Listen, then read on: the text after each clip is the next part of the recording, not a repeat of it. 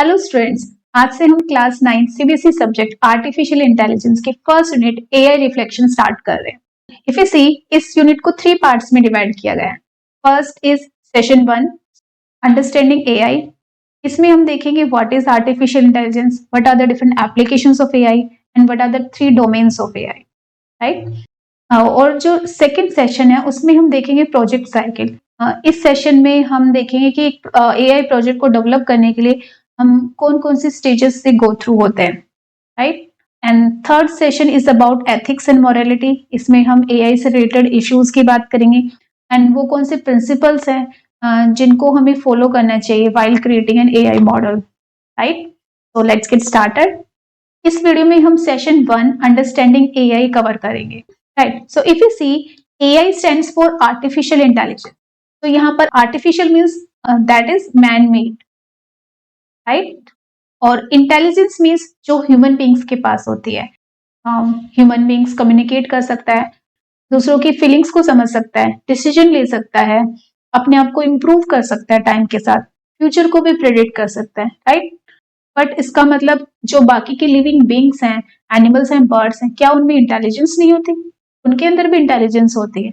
If I take an example से, आपके घर पे एक डॉग है और जब कोई स्ट्रेंजर विजिट करता है आपके घर पे, यू कैन सी वो डॉग बार्क करना शुरू कर देता है।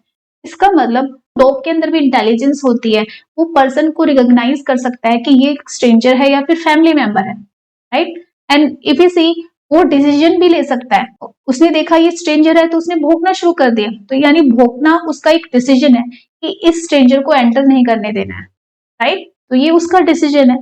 एंड इफ यू सी, वो कम्युनिकेट भी कर रहा है, वो भौंक कर उस स्ट्रेंजर से कम्युनिकेट कर रहा है कि you are not allowed to enter this house, right.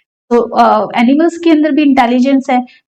And if you observe, अगर वो सेम स्ट्रेंजर आपके घर पे बार बार विजिट करता है, then you will see that कि आफ्टर 2 to 3 विजिट्स वो डॉग उस पर्सन को रिकॉग्नाइज करना शुरू कर देता है।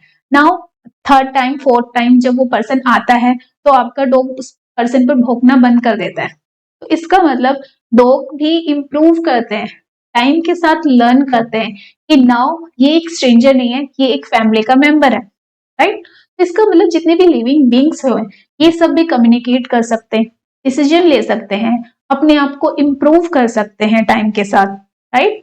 इवन ये फ्यूचर भी प्रेडिक्ट कर सकते हैं। इफ यू हैव सीन कि जब भी बारिश आने वाली होती है उससे कुछ देर पहले जितने भी बर्ड्स एंड एनिमल्स होते हैं वो अपने लिए हाइडिंग प्लेस सर्च करना शुरू कर देते हैं। तो दिस मीन्स दैट कि एनिमल्स एंड बर्ड्स भी प्रिडिक्ट कर सकते हैं वेदर कंडीशंस को देखकर it is about to rain and फिर वो डिसीजन लेते हैं we have to hide, right. तो यहाँ पर इंटेलिजेंस का मतलब है जो सभी लिविंग बींग्स में होती है, डिसीजन लेने की क्षमता, कम्युनिकेट करने की एबिलिटी। तो ये सभी एबिलिटीज सभी लिविंग बींग्स में होती है। But human beings are more intelligence than other living beings. But अगर हम नॉन लिविंग थिंग्स की बात करें उसमें तो कोई इंटेलिजेंस नहीं होती। If we take the same example, अगर आपके घर पे डॉग नहीं है, अगर कोई स्ट्रेंजर आता है, देन आपका जो मेन डोर और मेन गेट है, क्या वो रिकॉग्नाइज कर सकता है कि ये पर्सन स्ट्रेंजर है या ये फैमिली मेंबर है? नहीं, क्योंकि नॉन लिविंग थिंग्स के अंदर एबिलिटी नहीं है रिकॉग्नाइज करने की, right. In the same way हमारे आसपास जितनी भी नॉन लिविंग थिंग्स होती है जिनको हम यूज करते हैं, like AC, refrigerator, mobile phones, cars, vehicles, ये सभी नॉन लिविंग थिंग्स है और इनमें अपनी कोई इंटेलिजेंस नहीं है। आप देखोगे, आप जब अपने रूम में एंटर करते हो, जो हम एसी यूज करते हैं, क्या वो रूम एटमोस्फेयर को, रूम टेम्परेचर को एनालाइज करके अपना जो टेम्परेचर है वो इंक्रीज या डिक्रीज कर सकता है विदाउट अवर इंटरवेंशन? नहीं।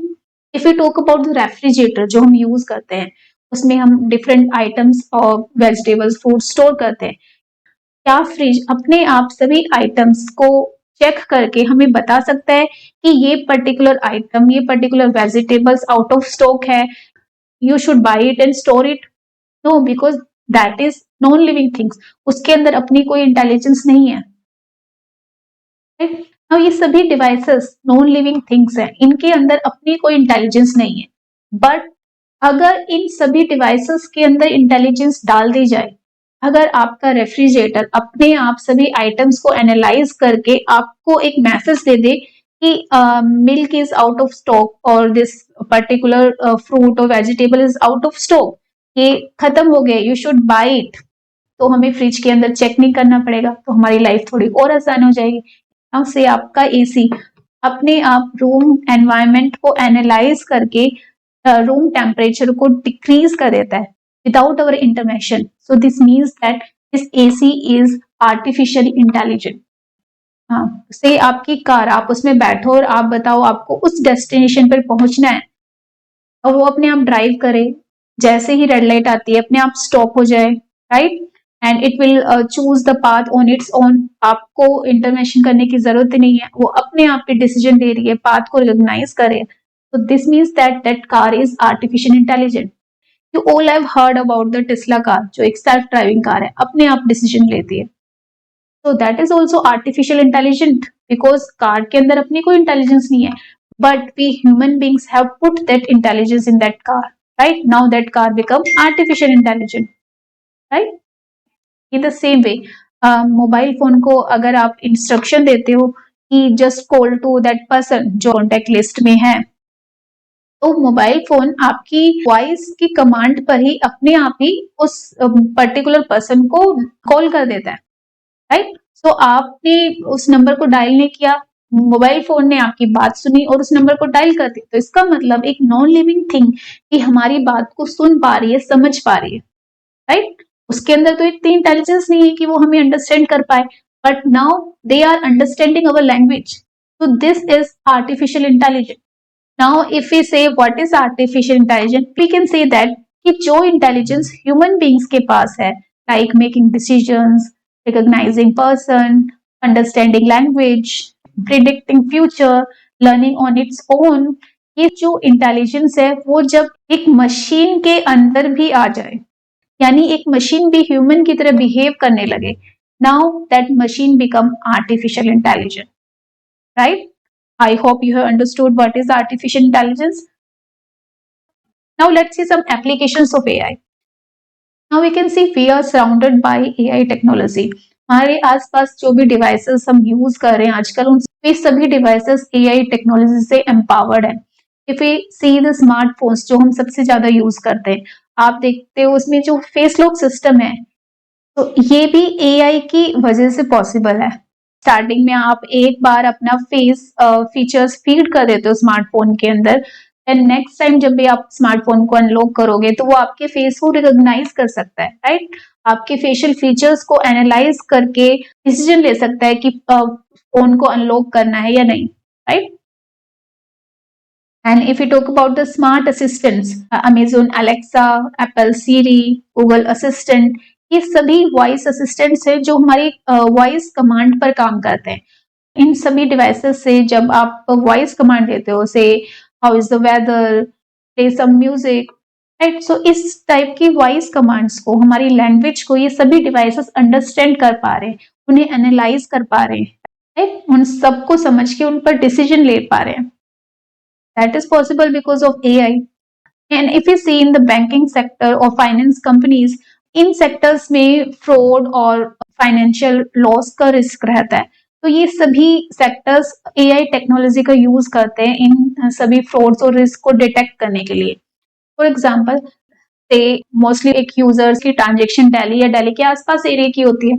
अब जब भी कोई ऐसी ट्रांजेक्शन जो किसी अदर लोकेशन से होगी या कोई फॉरेन ट्रांजेक्शन होगी, तो उस केस में वहां पर AI टेक्नोलॉजी इसको एक सस्पिशियस बिहेवियर की तरह क्रिएट करती है और यूजर को एक अलर्ट मैसेज भेजती है, राइट। नाउ यहाँ पर यूजर डिसाइड कर सकता है कि उसे इस ट्रांजेक्शन को ब्लॉक करना है या नहीं, राइट। नाउ इफ यू सी, जितनी फाइनेंस कंपनीज होती है वहां पर लोन एप्लीकेशंस होती है। नाउ किसी भी कस्टमर को लोन प्रोवाइड करना एक बहुत बड़ा रिस्क होता है कंपनी के लिए, राइट। तो यहाँ पर कंपनीज AI टेक्नोलॉजी का यूज करके उस कस्टमर का जो पास्ट एक्सपेंडिचर बिहेवियर है, वो कहाँ कितना एक्सपेंडिचर करता है, उसका प्रोफाइल क्या है, वो कहाँ जॉब करता है, उसने अगर कोई और लोन लिया है तो उसको रिटर्न किया है या नहीं, राइट। सो इन सभी फैक्टर्स को एनालाइज करके AI टेक्नोलॉजी बता सकती है कि इस कस्टमर को लोन देने में कितना रिस्क इन्वॉल्व है, राइट। सो इस तरीके से यहाँ पर AI टेक्नोलॉजी वर्क करती है। And if we talk about the medical field, if we see the medical imaging, MRI scan, CT scan, ultrasound, ये सभी जो इमेजेस एंड वीडियोस होती है इनको एआई टेक्नोलॉजी एनालाइज करती है एंड डिटेक्ट कर सकती है कि कौन से पार्ट में कौन सा डिजीज या कौन सा इन्फेक्शन हो सकता है, राइट, एंड डॉक्टर्स की हेल्प कर सकती है. And also we have AI applications that will convert the 2D images into 3D images so that doctors can get more details about the patient's health, right?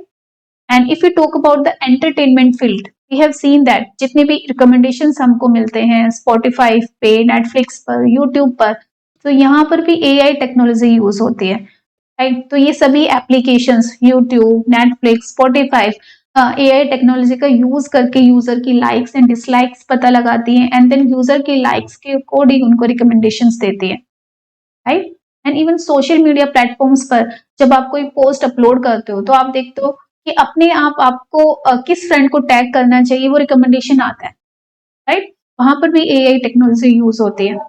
And if we see the emails, email के अंदर जो भी email receive होता है उस email को filter out करके कौन से फोल्डर के अंदर प्लेस करना है, स्पैम फोल्डर में प्लेस करना है, इनबॉक्स फोल्डर में प्लेस करना है या किसी अदर फोल्डर में प्लेस करना है, राइट. ये डिसीजन भी AI टेक्नोलॉजी की हेल्प से होता है. You all must have use the face filters. जब हम कैमरे के थ्रू अपनी फोटो कैप्चर करते हैं हमारे पास फिल्टर्स होते हैं जिसके थ्रू किसी और इमेज में ट्रांसफर हो सकती है. हम गॉगल्स लगा सकते हैं, बहुत सारी ज्वेलरी कैरी कर सकते हो जबकि रियल में आपने गॉगल्स और ज्वेलरी नहीं पहनी हुई है, right. So that thing also possible because of AI, right. So these are the applications of AI. Now the question is ये सभी मशीन्स और we can say AI devices और द AI एप्स ये सभी इंटेलिजेंट कैसे बनती है? ये इंटेलिजेंट बनती हैं using the data and algorithm. तो here data means statistical data हो सकता है, इमेजेस हो सकती हैं, वीडियो, चार्ट, ऑडियो, ये सभी तरह का डेटा होता है. You will C in these applications smartphones के अंदर जो फेस लॉक सिस्टम है इसमें डेटा क्या है? फेशियल फीचर्स, जो फेशियल फीचर्स स्टोर्ड है वो भी डेटा है और जिस फेस के थ्रू आप अनलॉक करने की कोशिश कर रहे हो that is also data, right. And if you talk about the smart assistants, तो स्मार्ट असिस्टेंट्स को जो आप कमांड दे रहे हो, play some music, tell me about the weather, तो ये भी डेटा है, ये वर्बल डेटा है, right. And if you see in finance and banking sectors, तो जो यूजर की ट्रांजेक्शन्स हैं, कस्टमर की जो डिटेल्स हैं that is data. And if you see in the medical field, MRI, CT scan के थ्रू जो इमेजेस जनरेट हो रही है दैट इज डेटा, राइट. जो वीडियोस हम कैप्चर कर रहे हैं that is data. And if you talk in the recommendation system, जो म्यूजिक आप सुन रहे हो, जो वीडियो आप यूट्यूब पे देख रहे हो, जो मूवीज आप नेटफ्लिक्स में देखते हो वो सारे डेटा है. And if you see in the email filters, यहाँ पर डेटा क्या है? जो ईमेल रिसीव हुआ है वो ईमेल के अंदर जो टेक्स्ट लिखा हुआ है that is data, right. Now we have understood what is data. Now इस डेटा को एनालाइज करने के लिए, राइट, इस डेटा को रीड करने के लिए एक एल्गोरिदम भी डेवलप किया जाता है, राइट. एल्गोरिदम को आप एक सॉफ्टवेयर की तरह समझ सकते हैं, ये स्टेप्स ऑफ इंस्ट्रक्शंस होती हैं. तो if you see in the smartphones, यहाँ पर फेस लॉक सिस्टम क्या करता है? जो फेशियल फीचर्स पहले से फीड हैं और जिस फेस के थ्रू मोबाइल अनलॉक हो रहा है उन दोनों को मैच करता है. अगर उन दोनों के फीचर्स मैच हो जाते हैं देन अनलॉक हो जाएगा फोन. इसका मतलब फेस लॉक में ऐसा एल्गोरिदम फीड है जो कंपेयर करता है दो पिक्चर्स को, दो विजुअल इमेजेस को, राइट. और अगर हम स्मार्ट असिस्टेंट्स की बात करें, इन स्मार्ट असिस्टेंट में ऐसा एल्गोरिदम यूज हुआ है जो लैंग्वेज को अंडरस्टैंड कर पाता है, उसको इंटरप्रेट कर पाता है, उसे समझ पाता है, राइट. एंड देन उसके अकॉर्डिंग डिसीजन लेता है. And if you talk about the financial sector, इसमें ऐसा एल्गोरिदम यूज हुआ है जो प्रीवियस डेटा है, ट्रांजेक्शन हिस्ट्री है, कस्टमर की डिटेल्स है, उसको एनालाइज करके उसमें से इंफॉर्मेशन निकालने का काम करता है, राइट. मेडिकल इमेजेस में विजुअल डाटा को समझने का, उसको अंडरस्टैंड करने का एल्गोरिदम है, राइट. इफ इस ये सभी AI डिवाइसेस और AI एप्लीकेशंस डेटा पे वर्क करती हैं और उस डेटा को इंटरप्रेट और अंडरस्टैंड करने के लिए एक एल्गोरिदम फीड किया जाता है, राइट. तो एल्गोरिदम एंड डेटा, इन दोनों को यूज करके हमारी एक मशीन इंटेलिजेंट बनती है. Clear? Now let's talk about the game apps.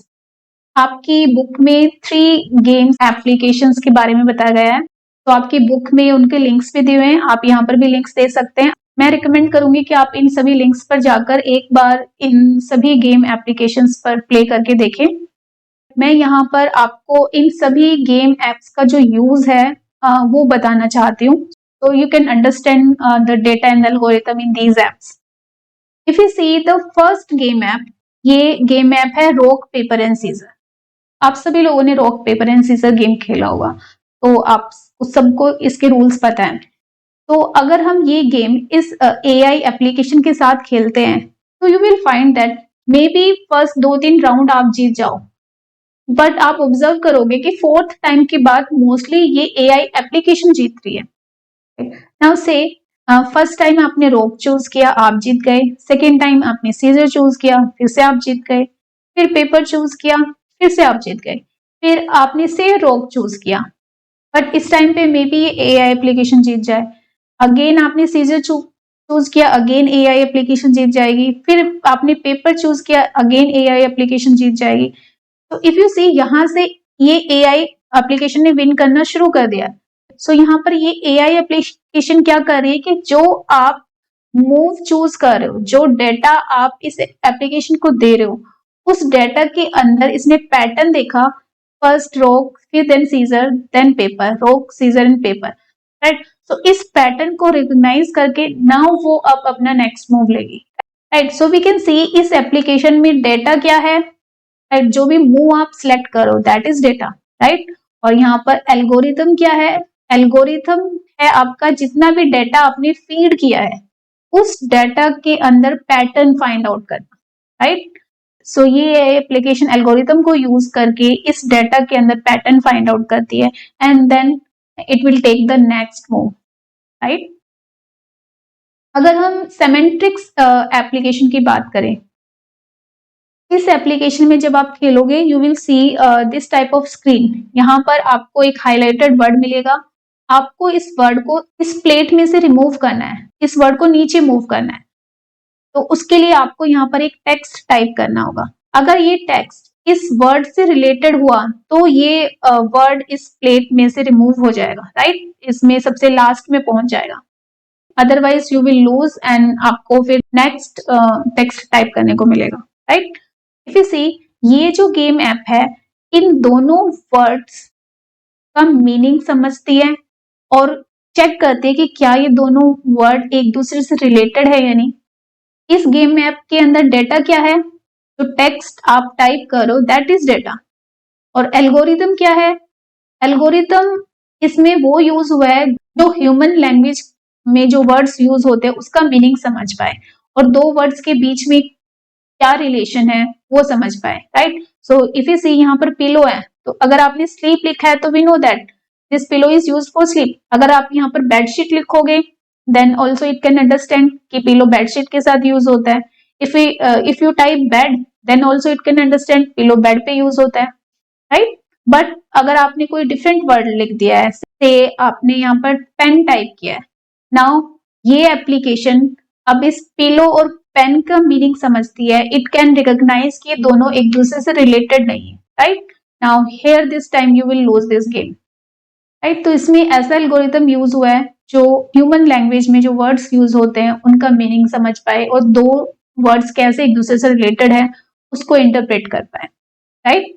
And if you talk about the third app that is quick draw app.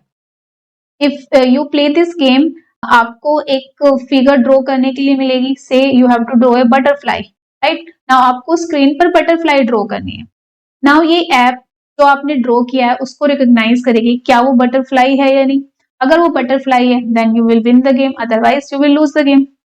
सो इस गेम ऐप में डेटा क्या है, जो भी लाइंस आपने स्क्रीन पर ड्रॉ की हैं वो डेटा है, राइट।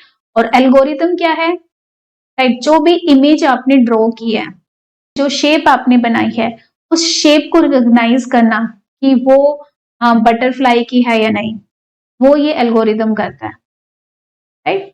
इफ यू सी ये तीनों एप्लीकेशन डिफरेंट तरीके से वर्क कर रही है।